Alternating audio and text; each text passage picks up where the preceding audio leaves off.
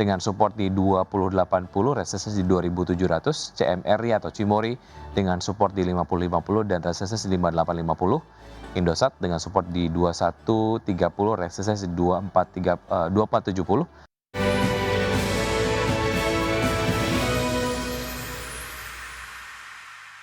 Terima kasih Anda masih bergabung bersama kami. Pemirsa, sebelum saya lanjutkan perbincangan bersama Mas Faisal, kita akan simak terlebih dahulu data pergerakan dari IHSG di pukul 9:02 waktu Indonesia bagian Barat. Sejauh ini IHSG bergerak menguat 1,06% di level 8.362,767. Tentu saja datanya terus bergerak. 5 saham yang menjadi top gainers ada Bumi, Antam, PTRO, kemudian juga ada Emas dan juga ada Bell. Top losers ada HILL, kemudian ada IMPC, RLCO, AADI, RMKE. Dan juga pergerakan sektoral, pemirsa Basic Industries memimpin penguatan 2,2% disusul oleh sektor energi dan juga keuangan.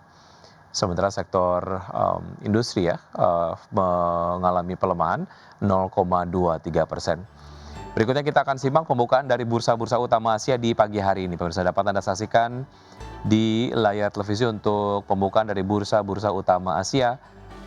Dibuka mix dengan Nikkei 225 dibuka melemah 1,12% di level 56.825, kemudian di GSCI Singapura dibuka menguat 0,06% di level 5.020, Kospi Korea dibuka menguat 1,44% di level 5.892 dan Hang Seng Hong Kong dibuka melemah 1,1% di level 26.413. Dan berikutnya adalah saham-saham pilihan pagi hari ini dari Mas Faisal. Pemirsa ada BRIS dengan support di 2080, resistance di 2700, CMRI atau Cimori dengan support di 5050 dan resistance di 5850, Indosat dengan support di 2130, resistance di 2470, PGO dengan support di 1030 dan juga resistance di 1300. Semua saham direkomendasikan buy pagi hari ini. Oke. Dari saham-saham yang kemudian tadi kita sempat singgung Mas Faisal, tapi kemudian Anda merekomendasikan BRIS begitu ya untuk direkomendasikan buy di pagi hari ini. Analisis lengkapnya seperti apa mengenai BRIS? Iya, baik. Memang untuk stok pick ini kita memilih BRIS itu karena kita melihat BRIS ini memang sudah masuk area oversold, namun masih memiliki fundamental yang kuat. Dengan kita menetapkan untuk target price ini sebesar 3.100 ya. Dan yang menjadi alasan adalah BRIS ini memiliki katalis utama yaitu pertumbuhan dari transformasi struktural, yaitu lisensi dari Bullion Bank. Dan adanya peningkatan kualitas laba melalui fee-based income yang tinggi, serta cost of credit yang sangat rendah ya, near zero. Dan pada tahun 2025 ini fee-based income dari BRIS ini tumbuh sebesar 20,2% secara year on year. Kemudian dari sisi pembiayaan yang ditopang oleh consumer, loan growth BSI ini berhasil tumbuh sebesar 14,5% secara year on year. Dan dari sisi kualitas aset memang masih relatif terjaga ya dengan NPF-nya sebesar 1,8% dan juga cost of credit-nya di 0,8%. Nah, tentunya ini membuat emiten BRIS ini memiliki ruang untuk menjaga margin sambil terus ekspansi di tahun 2026. Baik, itu tadi untuk BRIS. Untuk term investasi menengah ke panjang ya untuk BRIS? Betul. Baik, dari BRIS kita ke CMRI ya, seperti apa analisis lengkapnya Mas Faisal? Ya, hemat kami untuk CMRI ini tentunya kita melihat bahwa memiliki track record yang sukses terhadap inovasi produk yang tersedia di masyarakat saat ini. Selain itu, Cimori juga memperluas jaringan distribusinya di pasar Indonesia dan juga penetrasi di pasar ekspor. Dari sisi kinerja ini, emiten ini memiliki kinerja yang solid dan juga terjaga terutama dari consumer food dan juga recovery dari produk dairy. Dan penjualan dari dairy ini meningkat sebesar kurang lebih di 25% secara year on year.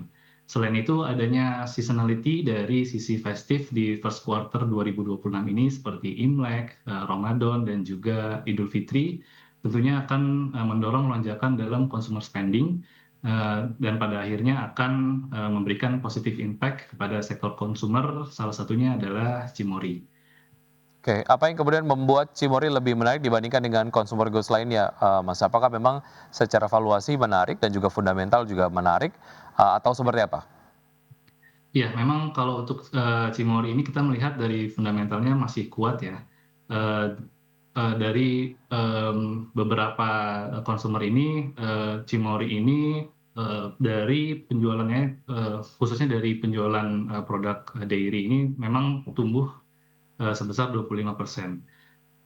Dan secara dari valuasi juga kita lihat bahwa, valuasi dari Cimory ini, lebih murah dibandingkan dari emiten yang, konsumer lainnya. Oke, dari CMR ya kita ke ISAT, seperti apa analisis lengkapnya untuk Indosat? Iya, ISAT ini, kita melihat bahwa, masih dalam berada, kondisi fundamental yang solid juga dan juga resilient. Hal ini ditopang oleh, efisiensi yang berbasis AI dan juga monetisasi dari data yang mendorong, EBITDA margin dari ISAT ini, akan lebih, baik ya di masa yang akan datang. Hal ini terlihat dari ISAT ini berhasil memberikan kinerja yang kuat di tahun 2025, dengan mencatatkan laba berada di atas ekspektasi, yaitu sebesar 5,5 triliun rupiah. Hmm, Ini meningkat sebesar 12,2% dari tahun 2024. Nah, peningkatan tersebut didorong dengan, kenaikan, average revenue per user atau ARPU, itu sekitar 10%, menjadi 44.000 di kuartil 4, 2025. Dan memang yang menjadi mesin utama dari ISAT ini, pertumbuhan labanya itu dari segmen seluler dan juga, MIDI ya, atau multimedia, data communication, dan internet. Itu menyumbang sekitar 81% dari revenue. Dan, ISAT ini memiliki pondasi yang kalau boleh kami bilang tahan banting ya, dalam menghadapi persaingan dan juga volatilitas makro, sehingga ISAT ini memiliki ruang untuk pertumbuhan laba yang, berkelanjutan. oke, ada proyeksi terkait dengan target price untuk ISAT sendiri di, jangka menengah Oh ataupun ya. panjang, Mas Faisal? Ya, untuk target price ISAT ini kita di, 2.820, dengan upside sekitar 24%, dengan support di 2.130, dan resistance di 2.470. Baik, dari ISAT kita ke PGEO. Silakan Mas Faisal. Ya, untuk PGO ini kita menentukan target price di 1.530, ini dengan upside 34% ya, sekitar 34%. Dan hal yang menarik menurut kami dari PGO ini, karena ada katalis, baru untuk PGO ini, karena PGO ini telah resmi ditunjuk sebagai calon pelaksana tugas, survei dan eksplorasi awal atau PSPE untuk area di, panas bumi di Cubadapani di Sumatera Barat. Dan, area ini memiliki perkiraan cadangan potensial, itu sebesar 77 megawatt. Dan, secara, keuangan, PGO ini membukukan peningkatan pendapatan sebesar 4,19% year on year. Namun memang kita lihat dari bottom line ini dari PGO ini turun sebesar 22% atau sekitar 2,22 triliun rupiah. Nah, penurunan ini disebabkan adanya lonjakan beban pendapatan dan juga beban langsung sebesar 16%. Dan secara keseluruhan, seiring dengan tren perluasan bauran energi baru terbarukan oleh pemerintah, PGO ini menawarkan profil pertumbuhan yang relatif stabil dan risikonya lebih defensif, jika dibandingkan dengan emiten, EBT yang lain. Baik, itu tadi beberapa saham-saham yang direkomendasikan oleh Mas Faisal, ada BRIS, kemudian Cimory, ISAT, dan juga PGO. Sedikit mengenai proyeksi pergerakan IHSG di hari ini, Mas Faisal? Ya, untuk pergerakan IHSG di hari ini kita, melihat ya kalau di Jumat kemarin kan, berada di level 8.270-an. Dan kami memproyeksikan IHSG ini, dapat menembus di level, 8.800 hingga 9.200 di akhir tahun 2026. Nah, hal ini didasari jika adanya arus modal asing yang kembali masuk ke pasar saham Indonesia dan juga, adanya perbaikan dari data makroekonomi Indonesia. Nah, selain itu, dengan adanya, pembenahan atau perbaikan dari tata kelola pasar dan juga meningkatnya free float, serta dukungan dengan fundamental ekonomi Indonesia, ini, dapat mendorong IHSG ke level yang lebih tinggi lagi. Baik, Mas Faisal Azmi, Research Analyst PT Insight Investment Management. Terima kasih sudah bergabung sama kami di Market Bus. Semoga sehat selalu, sukses selalu untuk Anda, Mas Faisal. Sampai jumpa. Terima kasih, Mas Uki.